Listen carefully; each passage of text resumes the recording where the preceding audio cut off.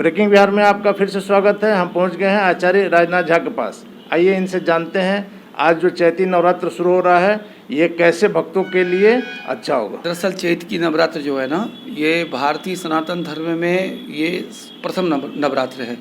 क्योंकि चैत्र नवरात्र का बहुत खास महत्व है। यहाँ से हमारे भारतीय सनातन धर्म का नया साल का आरंभ भी होता है। ये सनातनी साल का आरंभ यानी नववर्षारंभ है। और वसंत में देखते हैं कि इस नवरात्र के मध्य में जितने पेड़ पौधा लताएँ वनस्पति हैं वो नए सृजन होता है, पल्लवित पुष्पित होते हैं। और इसी महीने में सृष्टि का आरंभ भी हुआ था। तो ये बहुत खास है। और खासकर देखा जाए जब भी ऋतु परिवर्तन समय काल आता है ना, तो हमारे सनातन धर्म में एक नवरात्र मनाने की परंपरा है। और नवरात्र मनाने की परंपरा है जैसे चैत के बाद आषाढ़ महीने में, आषाढ़ के बाद आश्विन महीने में, आश्विन के बाद माघ के महीने में, ये 4 नवरात्र हमारे भारतवर्ष में प्रसिद्ध हैं। खासकर ये नवरात्र मनाने की परंपरा जो है वो स्वास्थ्य को लेकर के है।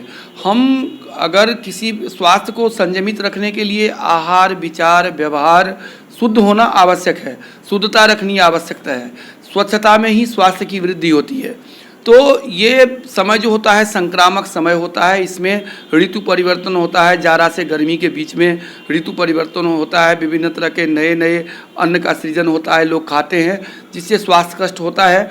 तो 9 दिनों तक लोग नवरात्र रखते हैं, संयमित आहार लेते हैं, संयमित विचार रखते हैं। साथ ही संयमित आहार व्यवहार रखने से और शक्ति की उपासना, इसमें जो है हम किसी भी चीज़ से लड़ने की क्षमता जो है वो तो शक्ति में है। तो शक्ति के बिना तो हम एक बात बोल नहीं सकते, एक पग चल नहीं सकते। शक्ति की महत्ता तो हमारे सृष्टि में बहुत ही अधिक है। कहा जाता है कि प्रकृति पुरुषात्मकम जगत, ये संसार जो है वो प्रकृति और पुरुष पे टिका हुआ है। प्रकृति रूप में आद्या शक्ति जगत जननी जगदम्बा हैं, तो पुरुष रूप में साक्षात शिव हैं। तो शक्ति पाने के लिए ये नवरात्र मनाई जाती है। और ये नवरात्र मनाने से हमारे जीवन में अनेकानेक सुफल की प्राप्ति होती है, अभ्युन्नति होती है। पारिवारिक सौमनस्य, पारिवारिक वातावरण से लेके देश राज्य समाज राष्ट्र अपितु विश्व का ही कल्याण होता है। आज कैसे पूजा करें आचार्य जी ताकि भक्तों के लिए ज़्यादा फलदायी हो, शुभ हो। ये नवरात्र में तो बहुत खास संयोग रहता है। एक तो माँ की पूजा तो होती ही है इस नवरात्र में चैती छठ भी होता है। इस नवरात्र के मध्य रामावतार भी हुआ था, भगवान श्री राम का जन्म रामनवमी भी। और इसी नवरात्र के मध्य मीनावतार भगवान मत्स्यावतार भी लिए थे। तो इस नवरात्र में जो है ना खास है ये कि इसमें दो प्रक्रियाएं हैं। एक तो माता दुर्गा के लिए दुर्गा सप्तशती का पाठ करें, कलश स्थापना करें और कलश स्थापना करके नित्य जो है माँ का पाठ सुना करके या माता का जो बीज मंत्र है उस मंत्र को जप कर करके सुबह शाम माता का आरती करें, भोग प्रसाद नैवेद्य आदि माँ को अर्पण करें। तो इससे बहुत ही लाभ होता है। और दूसरा प्रक्रिया ये है कि अगर इस नवरात्र में आप 9 दिन तक रामायण का भी पाठ करते हैं, वाल्मीकि रामायण हो, तुलसी रामायण हो, तो रामायण का पाठ करना भी बहुत ही श्रेष्ठ और उत्तम माना गया है। तो इस नवरात्र में ये 2 उपासना की मुख्य पद्धति हैं। तो इसके अनुसार व्यक्ति को नियम संयम श्रद्धा भक्ति पूर्वक माता का अनुवर्जन करना चाहिए, भगवान श्री राम का पूजन करना चाहिए, भगवान श्री हनुमान का पूजन करना चाहिए। और खासकर आज के समय में तो ये बहुत ही ज़रूरी है, क्योंकि जिस तरह से संक्रामक बीमारी का प्रकोप समस्त विश्व झेल रहा है, तो कहा गया है कि हम धर्मेण हन्यतो व्याधि, हमारी प्राचीन सभ्यता हमारी ऋषियों मुनियों की वाणी रही है कि धर्मेण हन्यतो व्याधि, हम धर्म से व्याधि को भी नाश कर सकते हैं। व्याधि नाश में भी धर्म की बहुत आवश्यकता है।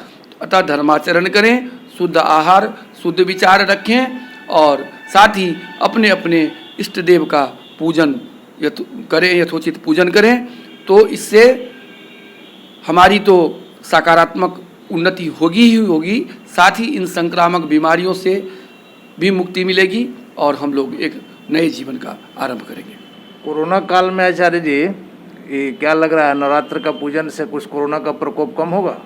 दरअसल देखा जाए तो अवश्य ही होगा। कहा जाता है कि अब माता के अनुब्रजन से, माता की चेष्टा से, माँ का तो हर जीव पे, हर प्राणी पे, हर वस्तु पे एक वात्सल्य भाव होता है, और माँ से बड़ा वात्सल्य भाव तो किसी का जीवन में होता ही नहीं।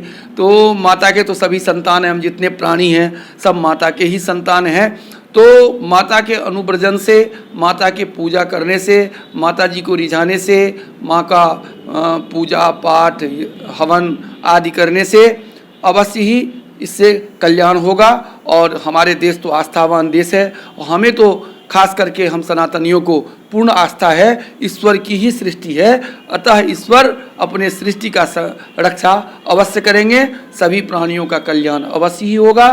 तो इस कोरोना काल में और भी आवश्यक हो जाता है, विशेष आवश्यक हो जाता है, क्योंकि इस कोरोना काल में अगर हम जो समय है उस समय में अगर आध्यात्म से जोड़ लें, हम कुछ योग करें, हम कुछ आध्यात्मिक पाठ करें, कुछ मंत्रों का जाप करें, कुछ संयमित आहार लें, संयमित विचार रखें, तो अवश्य ही कोई भी संक्रामक बीमारी हमारी शरीर को नहीं पकड़ सकता, हमारी शरीर उससे बच सकता है। खासकर हमारी प्राचीन सभ्यता में, हमारी प्राचीन भारत में यही चीज़ तो आदर्श था, यही आदर्श था, क्योंकि हम संयमित होते थे, हमें संयमित आहार व्यवहार विचार होता था, तो हमारे पूर्वज कितने स्वस्थ, कितने प्रसन्न और कितने दीर्घायु होते थे।